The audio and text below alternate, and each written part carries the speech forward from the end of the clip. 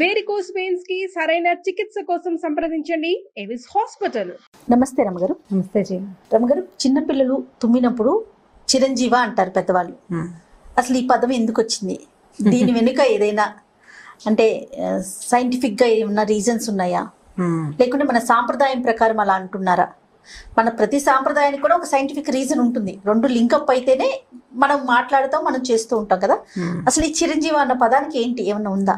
చిరంజీవని ఎందుకంటారంటే తుమ్మినప్పుడు heart ఆగిపోతుంది జయ.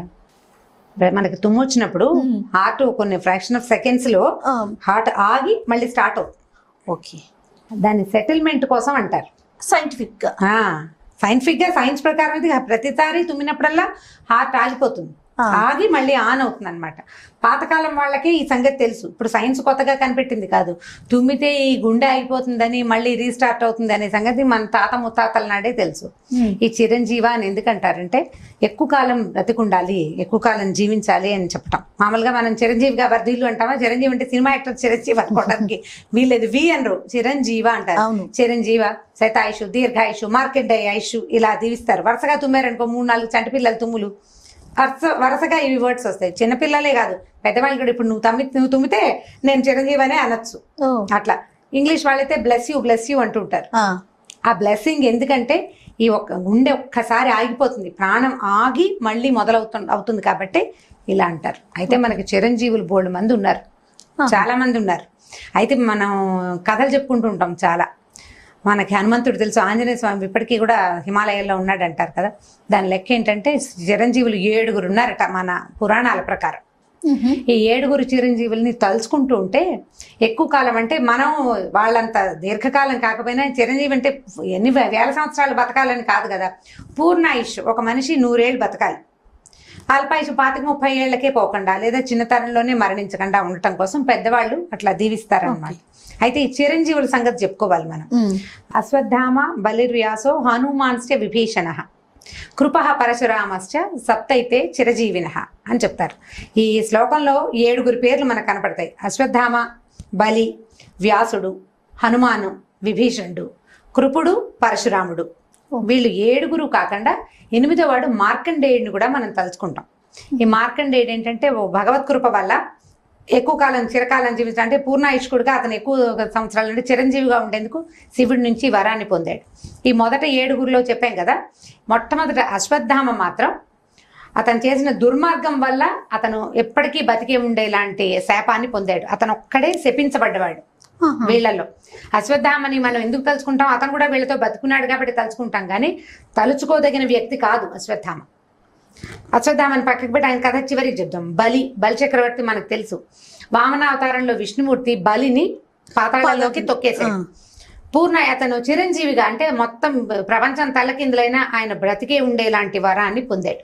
అప్పుడు ప్రతి సంవత్సరం మన సంక్రాంతి పండక్కి బలిచక్రవర్తి వచ్చి రథం ముగ్గేస్తాం, ఈ రథం నుంచి ఆ రథం మీదకి మారుతూ చూస్తాడని చెప్పుకుంటాం మనం. పంటలు చూడ్డానికి వస్తాడని. ఈ బలి ఒకటి చిరంజీవి. తర్వాత వ్యాస మహర్షి. వ్యాసుడు అంటే వ్యాస మహర్షి, మనకి 18 పురాణాలు రాసిన వ్యాస మహర్షి. ఆయన కూడా చిరంజీవి.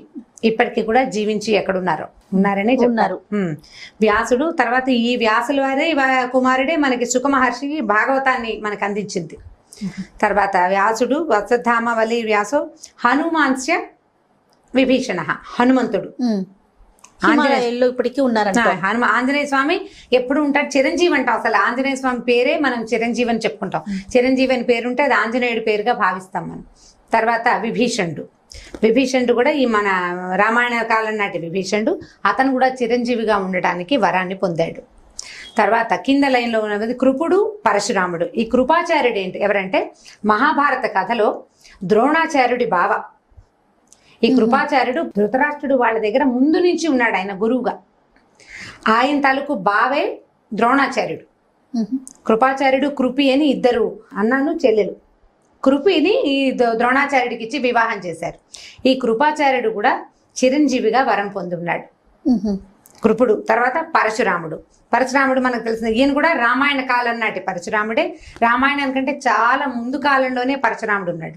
ఈయన కూడా అఖండమైన తపస్సు, మహాశివభక్తి. ఆయన అవడానికేమో విష్ణువంశ, కానీ శివభక్తుడు. ఆయన కూడా చిరంజీవిగా ప్రపంచంలో ఎప్పటికీ బతికే ఉండే అవకాశాన్ని భగవంతుడు ఇచ్చాడు. అయితే ఈ మొదటి నుంచి చెప్పిన వాళ్ళలో అశ్వత్థామ ఉన్నాడు కదా, ఈ అశ్వత్థామ ఏం చేశాడంటే ఇతను కూడా మహాభారతానికి అటాచ్ అయిన క్యారెక్టర్. ఇంచుమించుగా ఒక బలి, హనుమంతుడు, విభీషణుడు వీళ్ళు ముగ్గురు వేరు కాలాలు. ఆంజనేయుడు, విభీషణుడు ఏమో రామాయణ కాలం, బలి చక్రవర్తి కృతయుగం నాటివాడు. మిగిలిన వాళ్ళంతా మహాభారతంతో అటాచ్డ్గా కనపడతారు. అశ్వత్థామ యుద్ధ పరిసమాప్త కాలంలో కురుక్షేత్రం చివరికి వచ్చేసరికి మన దుర్యోధనుడు ప్రాయోపవేశం చేయడానికి తయారైపోతాడు. ఒక మడుగులో దాక్కుంటాడు. నేను ఇంక యుద్ధం చేయను, మా వాళ్ళంతా పోయారని దుఃఖపడుతున్న తన రాజును చూసి పాండవుల్ని సర్వనాశనం చేస్తానని, అపాండవం అవ్వాలని ఒక దీన్ని వదిలిపెట్టాడు, ఒక బాణాన్ని. అది ఎలా చేసిందంటే ఆఖరికి ఉత్తరాగర్భంలో ఉన్న పిల్లవాడిని కూడా చంపేసింది. ఈ రాత్రిపూట నిద్రపోతున్నటువంటి ఉప పాండవులు ద్రౌపదీ దేవతలకు సంతానాన్ని చంపేశాడు అతను. వీళ్ళని చంపేసి ఆ అస్త్రంతో ఉత్తరాగర్భంలో ఉన్న శిశువును కూడా, గర్భస్థ శిశువును కూడా చంపేశాడు. చంపేస్తే పట్టుకున్నారు అశ్వత్థామని వాళ్ళు, పాండవులు పట్టేసుకున్నారు. పట్టుకుని ద్రౌపదీ దేవి దగ్గరికి తెచ్చారు. ఇట్లా చేశాడు వీడు, ఇతను నువ్వు చెప్పు, నీ పిల్లలు చచ్చిపోయారు, నువ్వు చెప్తే ఏదైనా చేస్తామన్నారు.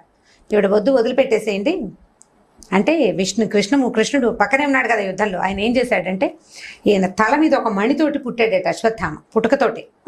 ఆ మణి తీయించేశాడు. తీయించేసి నువ్వు చేసిన ఈ శిశుహంత అయ్యావు, నువ్వు ఈ పిల్లల్ని చంపినందుకు ఒంటి నిండా పుళ్ళు వ్రణాలు దుర్వాసనతోటి నువ్వు చిరకాలం బతికే ఉంటావు, నీకు మరణం లేదు, నువ్వెవరికి సంతోషపెట్టవు, నువ్వెవరికి ఏ వరాలు ఇవ్వలేవు, శాపగ్రస్తుడు అయ్యి చిరకాలం బతికుండమని కృష్ణుడు ఆయన్ని వదిలిపెట్టేశాడట. అశ్వత్థామ దగ్గరకు వస్తే దుర్వాసన వస్తుందని చెప్తారు. గాల్లో ఇంచి ఉండుండి వాసన వస్తే అశ్వత్థామ చిన్నప్పుడు వినేవాళ్ళం. తర్వాత కాలంలో అలా మాటలు చెప్పే పెద్దవాళ్ళు ఎవరు లేరు, మనకు తెలియదు. ఆయన ఇక్కడ ఎక్కడో తిరుగుతున్నాడు అనుకునేవాళ్ళు. బాగా చిన్నతనంలో నాకు ఒక 5-6 ఏళ్ళ వయసప్పుడు మా ఇంటికి చాలా ముసలి తాతగారు ఒక ఆయన వచ్చారు, పెద్దవారు. ఆయన చెప్పారు ఈ కథ. అశ్వత్థామ పుళ్ళు వ్రణాలతోటి తిరుగుతాడు, ఎందుకంటే అతనికి మరణం లేదు, అతను భరించాలి, ఎందుకంటే అతను చేసిన పని తప్పు. అతను ఒక్కడే శాపగ్రస్తుడు వీళ్ళలో. మిగిలిన వాళ్ళందరూ వాళ్ళ తాలూకు భగవద్భక్తికి, వాళ్ళు చేసిన అద్భుతమైన కార్యాల వల్లే వాళ్ళకి అలాంటి లభించిన చిరంజీవులుగా ఉండడానికి. వీళ్ళతో పాటు మార్కండేయుడు కథ ఒకటి చెప్తాం. ఈ మార్కండేయుడు ఏంటంటే వాళ్ళ నాన్నగారు ఒక కుమారుడు కావాలని కోరుకుని, వాడు చిన్న వయసులో చనిపోయినా పర్వాలేదు, సంతానం లేక బాధపడుతూ ప్రార్థించారు. అప్పుడు ఈ తొందరగా మరణించే అల్పాయుష్కుడైన ఒక కుమారుడిని భగవంతుడు దయచేశాడు ఆయనకి. ఈ పిల్లాడు ఏమైంది, యముడు వచ్చి తీసుకుపోవాలి. సరిగా అతను వచ్చి ఈయన్ని పాసం వేసే టైంకి ఈయన శివలింగాన్ని పట్టుకుని ఉన్నట్ట పిల్లవాడు. శివభక్తి దురంధరుడైన మార్కండేయుడు ఆయనకి లింగాన్ని కావలించుకున్నాడు. యముడు పాసం విసిరేసరికల్లా ఈయనతో పాటు శివలింగం కూడా వచ్చేసింది.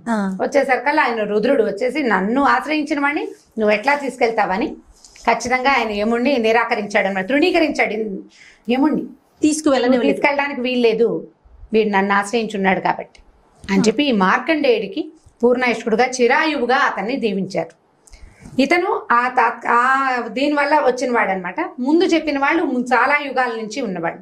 సో ఈ 7గురిని ప్లస్ మార్కండేయుడిని తలుచుకుంటే, ఈ కథలు తెలుసుకుని ఎప్పుడైనా వీళ్ళ పేర్లు తలుచుకుంటూ ఉంటే మనకి అనారోగ్యాలు అవి లేనటువంటి పూర్ణాయుష్కు లభిస్తుందని పెద్దవాళ్ళు చెప్తారు.